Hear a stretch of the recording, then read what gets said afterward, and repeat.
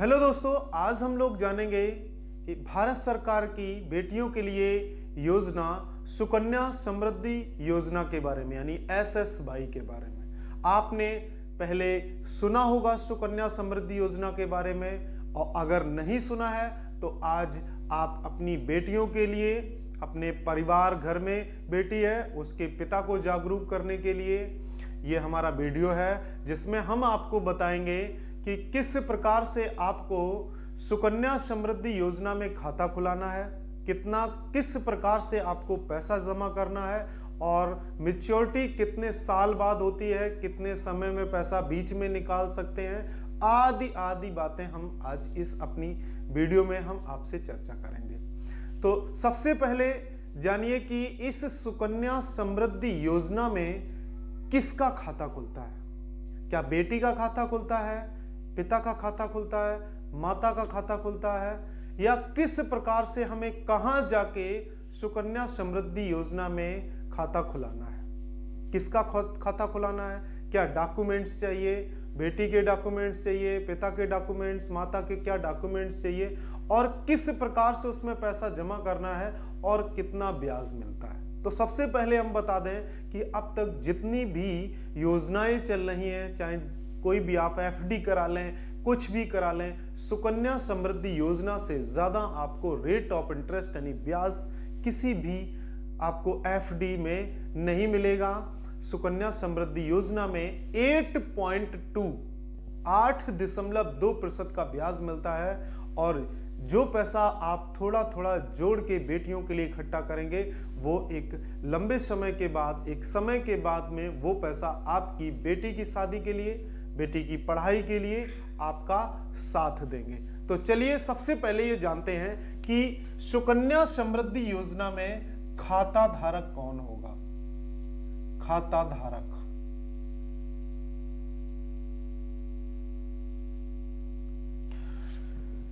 सुकन्या समृद्धि योजना में खाता धारक बेटी होती है।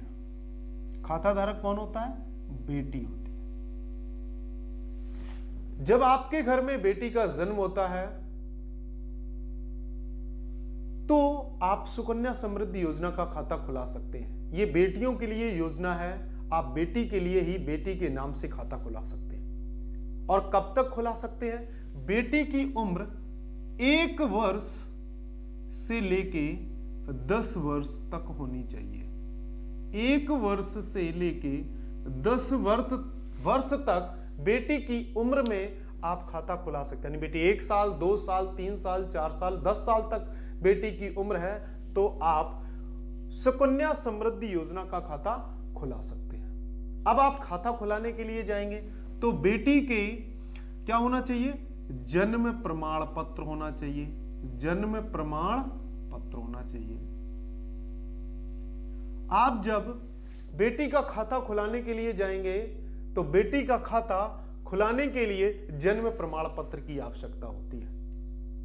एक महत्वपूर्ण बात आपको बताते चलें कि सुकन्या समृद्धि योजना का जो खाता है वो आप किसी भी राष्ट्रीय बैंक की बात कर लेते हैं तो बैंक राष्ट्रीयकृत जितनी भी बैंकें हैं, राष्ट्रीयकृत बैंकों में आप खाता खुलवा सकते हैं। राष्ट्रीयकृत बैंकों में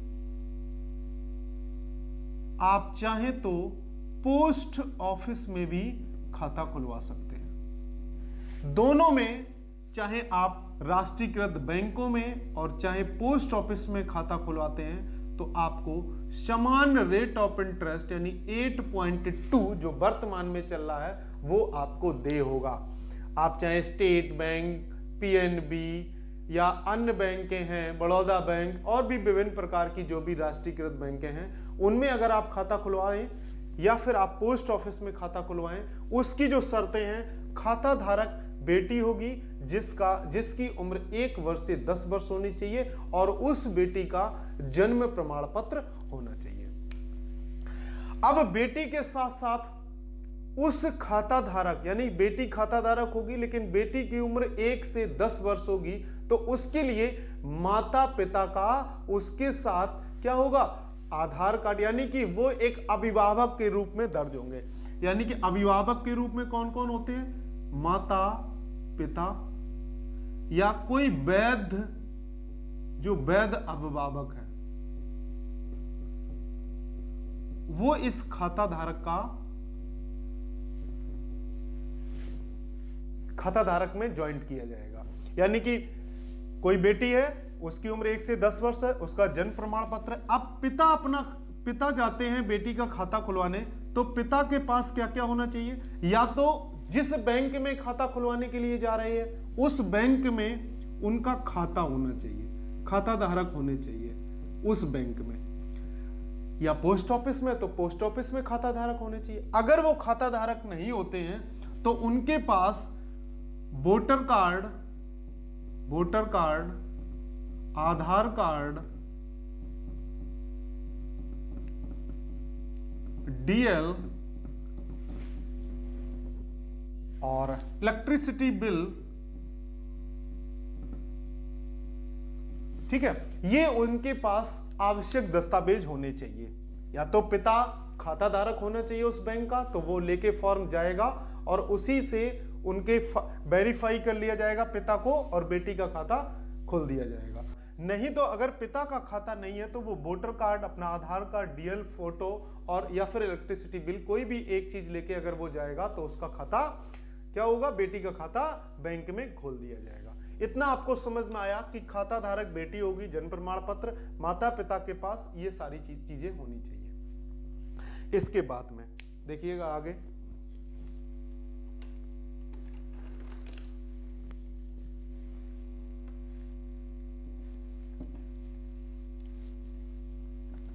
यहां पे खाता धारक आपको पता चल गया, पिता के साथ पिता का जो खाता है वो होना चाहिए। अगली बात जो है कि आप कितने बेटियों का, यानी कि आप कोई पिता है, उस पिता की 2 बेटियां, ये जो सुकन्या समृद्धि योजना है वो 2 बेटियों के खाते पे ही खोला जा सकता है। 2 बेटी जो है उनका खाता आप खुला सकते हैं। एक पिता की पहली बेटी है, आप सुकन्या समृद्धि योजना खुला सकते हैं। दूसरी बेटी होती है, आप सुकन्या समृद्धि योजना खुला सकते हैं। तीसरी बेटी होती है तो आप सुकन्या समृद्धि योजना का लाभ नहीं ले सकते हैं। केवल 2 बेटियों पे ही सुकन्या समृद्धि योजना का खाता खोला जा सकता है, बेटियों के नाम से खाता खुलता है, ठीक है। अगर आप, हाँ, एक कंडीशन है कि अगर जो आपकी दूसरी बेटी हुई है, दूसरी बेटी होती है यहाँ पे, और उसके साथ जुड़वा बेटियां हो जाती हैं, यानी दूसरा जब जन्म होता है बच्चे का तो वो जुड़वा हो जाती है, यानी कि उस समय दूसरी और तीसरी बेटी का जन्म अगर हो जाता है तो उस कंडीशन में आप, पहली का तो खाता खुल ही चुका है, दूसरी का भी खुलेगा और उसी के साथ साथ तीसरी का भी आप खाता खुला सकते हैं। लेकिन वो कंडीशन 3 पे कब लागू होगी?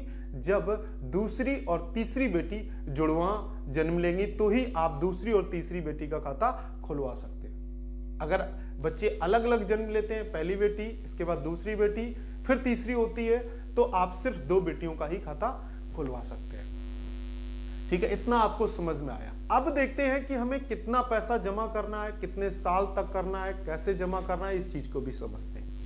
तो समझिए, जो SSY यानी सुकन्या समृद्धि योजना का खाता है, वो उसमें आप जमा कितने वर्ष कर सकते हैं? तो जमा आप 14 वर्ष पैसा कर सकते हैं, और इसकी जो मैच्योरिटी होगी वो कितने वर्ष होगी, कितने वर्ष में होगी? 21 वर्ष में। 21 वर्ष में क्या हो जाएगी? मैच्योरिटी हो जाएगी। यानी कि बेटी का खाता 1 वर्ष में आपने खुला दिया, 1 वर्ष में, तो आप कितने साल तक पैसा जमा करेंगे? आप जमा करेंगे 14 वर्ष तक, और इसकी जो मैच्योरिटी होगी वो कितने वर्ष में मिलेगी? जाके 21 वर्ष में मिलेगी। दूसरी बात, आप इस खाते में मिनिमम 250 रुपए जमा कर सकते हैं, और मैक्सिमम 1.5 लाख रुपए का मतलब है 1.5 लाख रुपए आप जमा कर सकते हैं। कितने समय में? 1 साल में, 1 वर्ष में, प्रति वर्ष।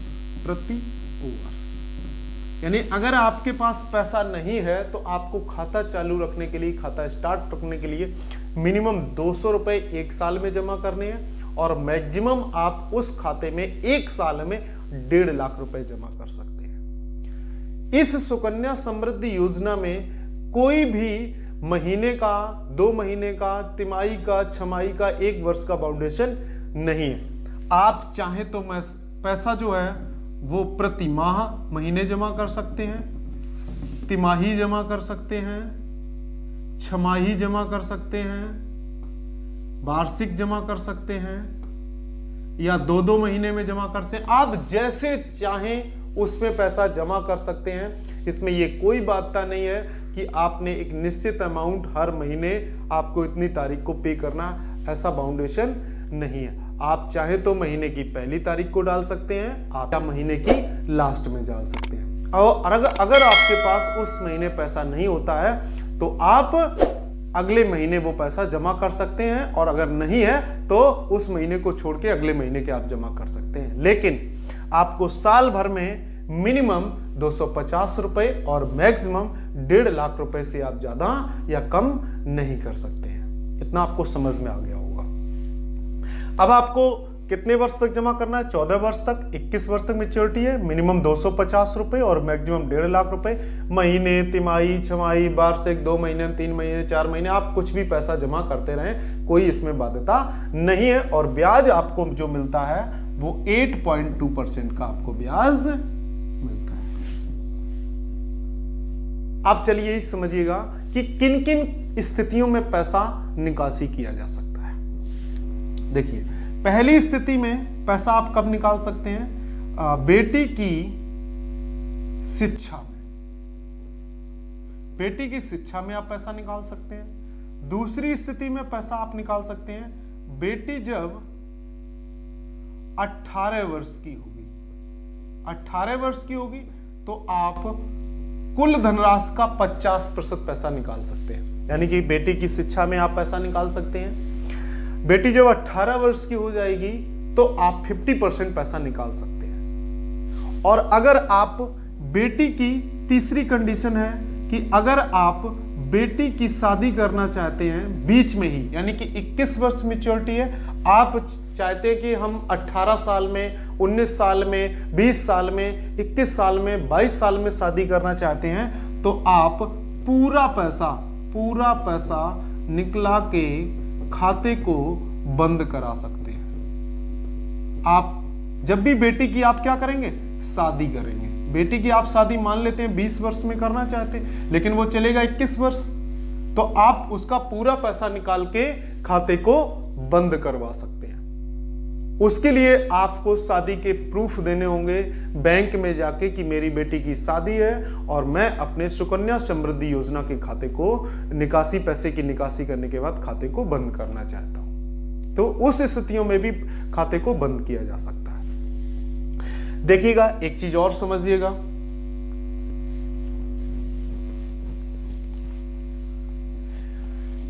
कि आप जितना भी पैसा सुकन्या समृद्धि योजना में 1 वर्ष में जमा करेंगे, 1 वर्ष में जितना भी पैसा आप जमा करेंगे, अगर आप गवर्नमेंट एम्प्लॉई हैं, क्या है? गवर्नमेंट एम्प्लॉई है। आप क्या है? गवर्नमेंट एम्प्लॉई है। तो ये जो भी पैसा आपने जमा किया है वो 80C के तहत आपको टैक्स में छूट भी मिलती है। जो ओल्ड रिज्यूम था, यानी कि जो नौकरी करते हैं, नौकरी के लोग टैक्स को पे करते हैं, तो उसमें एक 80C जो प्रावधान है 80C का, वो पैसे में जितना भी आप पैसा सुकन्या में जमा करेंगे उसके हिसाब से कैलकुलेट करके उस पैसे के आपको क्या मिलेगी? वो पैसा लेस कर दिया जाता था, आपका टैक्स बच जाता था। ये कब होता था? जब आप पुराना रिज्यूम भरते थे, पुराना आप रिज्यूम भरेंगे तब। लेकिन अब न्यू टैक्स स्लैब चल रहा है। क्या चल रहा है? न्यू टैक्स स्लैब चल रहा है। पहले ओल्ड स्लैब से आप भरते थे, अब न्यू टैक्स स्लैब में इस 80C को क्या कर दिया गया? खत्म कर दिया गया है। अब आप इसमें न्यू टैक्स स्लैब से आप पैसे को नहीं बचा सकते हैं, लेकिन ओल्ड टैक्स जो था स्लैब, उसमें आप 80C के तहत जो भी पैसा आप सुकन्या में जमा करेंगे वो पैसा आपका छूट में चला जाता था, टैक्स में छूट मिल जाती थी। ठीक है, इतना आपको समझ में आया इस चीज को। एक चीज और समझिएगा कि खाता जो है, कुछ लोगों का ये रहता है कि हमने खाते को पोस्ट ऑफिस में खुला लिया है और वो पैसा, वो खाता हम बैंक में ट्रांसफर करना चाहते हैं, या हमने पीएनबी में खुलाया था, हम स्टेट बैंक में जाना चाहते हैं। तो आप इस चीज को जान लीजिए कि आपने कोई भी खाता बैंक में खुलाया है, किसी भी बैंक में, तो आप उस खाते को पोस्ट ऑफिस में ट्रांसफर करा सकते हैं, पोस्ट ऑफिस में ट्रांसफर करा सकते हैं। पोस्ट ऑफिस का खाता आप बैंक में ट्रांसफर करा सकते हैं।